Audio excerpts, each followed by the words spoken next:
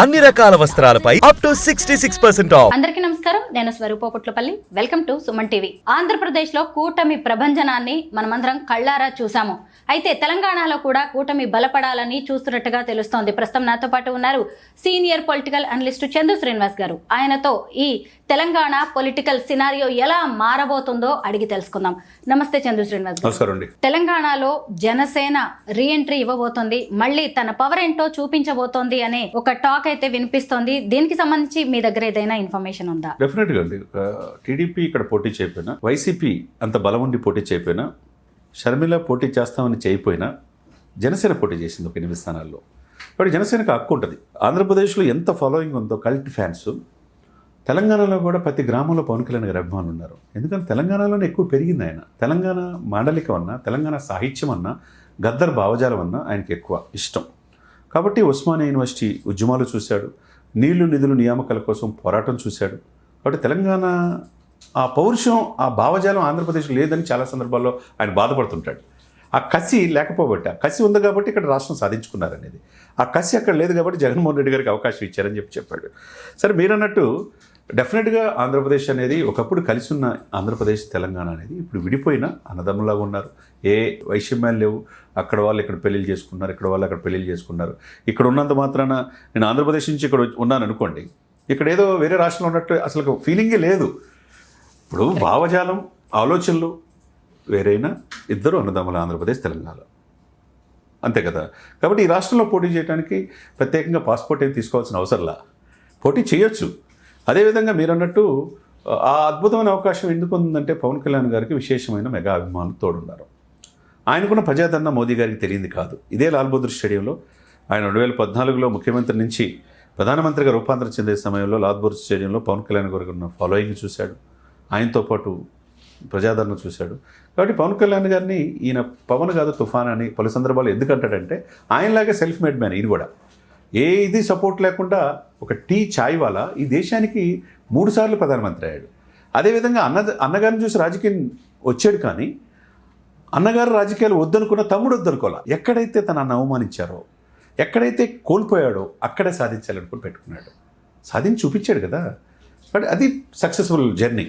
మీరన్నట్టు ఆయన మొన్న జిహెచ్ఎం సెలక్షన్లో బండి సంజయ్ గారు ఉన్నప్పుడు 47 సీట్లు కార్పొరేట్లు వచ్చినాయి. అప్పుడు జనసేన కూడా పోటీ చేసే సందర్భంలో మోదీ గారి సూచనలు, అమిత్ షా గారి సలహా మేరకు విత్డ్రా చేసుకున్నారు. యాక్చువల్గా లేకపోతే 10 మంది కార్పొరేటర్లను ఉండేవాళ్ళు. ఎందుకు? మిత్రధర్మం ప్రకారం విత్డ్రా చేసుకొని సపోర్ట్ చేయబట్టి 47 సీట్లు వచ్చినాయి. ఎవరు ఊహించిన విధంగా బీఆర్ఎస్ అండ్ కాంగ్రెస్ ఆశ్చర్యపోయారు. మరి ఉన్నట్టుండి సంజయ్ గారు మార్చిన తర్వాత పరిణామ క్రమాల్లో ఆ అవకాశాన్ని రేవంత్ రెడ్డి గారు అందిపుచ్చుకొని అధికారం తీసుకొచ్చుకున్నాడు. కాంగ్రెస్ వాళ్ళు చేయలేని పని టీడీపీ నుంచి వెళ్ళిన రేవంత్ రెడ్డి చేయగలిగారు. మరి ఏదేమైనా కానీ జరిగిపోయినట్టు. కాకపోతే తప్పు తెలుసుకున్న తర్వాత మళ్ళీ బీజేపీకి సంజయ్ గారికి పూర్వవైభవం జనరల్ సెక్రటరీ ఇచ్చి కేంద్ర హోంశాఖ సహాయ మంత్రి ఇచ్చారు. మరి ఆయనకి ఏమి ఇచ్చినా కానీ పార్టీ పగ్గాలు, పార్టీని మంచిగా తీసుకెళ్ళాలి, అధికారులు తీసుకురావాలనే భావజాలం ఆయనకి ఎక్కువ ఉంది. మరి అదే కావాలి అంటే ఇతనుకున్న aggressive nature same Pawan Kalyan గారికి ఒకటే ఉంటుంది. పోరాడే తత్వం. రాజకీయాలు సక్సెస్ అవ్వాలంటే అగ్రెసివ్ ఉండాలి, బర్నింగ్ డిజైర్ ఉండాలి, కసి ఉండాలి. ఆ కసి పట్టుదల పవన్ కళ్యాణ్ ఎలా ఉందో బండి సంజయ్ గారికి కూడా అదే ఉంటుంది. ఎందుకంటే కష్టపడి వచ్చినాడు, సెల్ఫ్ మేడ్ మ్యాన్. మోదీ గారు ఎప్పుడు వచ్చినా ఈయన పిలిచాడు, సోదరుడు భయ్యా పిలిచాడు, నేను వచ్చాననేవాడు. అవన్నీ కూడా చాలామందికి ఇబ్బంది అనిపించేది. వాళ్ళందరూ కలిసి ఈయన్ని బీజేపీ అధ్యక్ష పదవి నుంచి తీసేపించాడు. చివరికి వాళ్ళు మళ్ళీ అవుదాం అనుకున్న సమయంలో వాళ్ళకి కాకుండా పోయింది. సరే, ఇంకొకళ్ళు వచ్చారు, తీసేసేయండి. ఇవన్నీ సినారియోలో ఆంధ్రప్రదేశ్లో కూటమి సక్సెస్ ఫార్ములా. ఇటీవల బీజేపీ నుంచి బయటకు వచ్చిన గోషామహల్ ఎమ్మెల్యే రాజాసింగ్ గారు జనసేనలో చేరుతారు అనే టాక్ అయితే బలంగా వినిపిస్తోంది. మీరేమంటారు దీని మీద? చెప్పాలి. ఎందుకంటే హిందూ భావజాలం ఎక్కువగా ఆయనకంటూ ఇండివిజువల్గా పొడి చేసిన గెలిచే సత్తా ఆయనకుంది. ఎవ్వరూ జెండా పట్టుకోలేని సమయంలో హిందూ భావజాలంతో హనుమానోత్సవాలు కావచ్చు ఇవన్నీ కూడా చేస్తుంటాడు ఆయన. అతనికి అందులో మజ్లిస్ వాళ్ళని ఎదుర్కొని అక్కడ నిలబడటం అంటే మామూలు విషయం కాదు. అతను సరే బీజేపీలో కొద్ది పెత్తందారి పోకళ్ళు కావచ్చు, హైరార్కీ ప్రాబ్లం కావచ్చు, ఏదైనా కావచ్చు, ఆయన పలు సందర్భాల్లో అలిగిన సందర్భంలో కూడా బండి సంజయ్ గారు చాలాసార్లు వెళ్ళి బుజ్జగించారు. కానీ మొత్తానికి తీవ్రంగా అలిగి ఎమ్మెల్యేకి రాజీనామా చేశాడు. కానీ ఇప్పటికి కూడా హిందూ భావజాలంతోనే ఉన్నాడు. ఆయన పట్ల బీజేపీ కూడా సానుకూలంగా ధర్మపురి అరవింద్ లాంటి వాళ్ళే ఎప్పుడు వచ్చినా ఆయనకి మేము జాయిన్ చేసుకుంటామని చెప్పి అంటున్నారంటే ఆయన చూపు అంటే కొద్దిగా మనసు గాయపడినట్టుంది పార్టీలో, అంతే తప్పితే ఆయన ఫ్లోర్ లీడర్గా ఉన్నాడు. రాజాసింగ్ అనే వ్యక్తి డైనమిక్ లీడర్. ఆయన ఒకప్పుడు టీడీపీ, తర్వాత బీజేపీ. ఇప్పుడు ఆయన చూపు ఎటువైపు అని అనుకుంటున్నారు. మరి జనసేన వైపు ఏమో బీజేపీ వ్యూహాలు ఎవరికి అర్థం కావు. ఎప్పుడు ఎలా ఎవరు ఏ పార్టీతో పొత్తుంటుందో, ఏ అడుగులు వేస్తారో ఎవరికి తెలియదు. ఇప్పుడు దక్షిణ భారతదేశం వైపు బీజేపీ చూపు. ఆసేతు హిమాచలం విస్తరించిన బీజేపీకి కొరకరాని కొయ్యగా ఇదైంది వెస్ట్ బెంగాల్, మమతా బెనర్జీ అక్కడ ఆల్మోస్ట్ దగ్గరికి వచ్చారు. కేరళ, తమిళనాడు, కర్ణాటక, తెలంగాణ, ఈ 4 రాష్ట్రాలే. అందుకనే పవన్ కళ్యాణ్ అనే వ్యక్తిని is a trouble shooter of NDA party. ఆయన తెలుగు రాష్ట్రాలకే చోట్ల దక్షిణ భారతదేశంలో ఆయన ఒక ఐకాన్గా చూస్తున్నారు. కాబట్టి పవన్ కళ్యాణ్ యొక్క చరిష్మా డెఫినెట్గా తెలంగాణ ఉపయోగించుకునే అవకాశం ఉంది.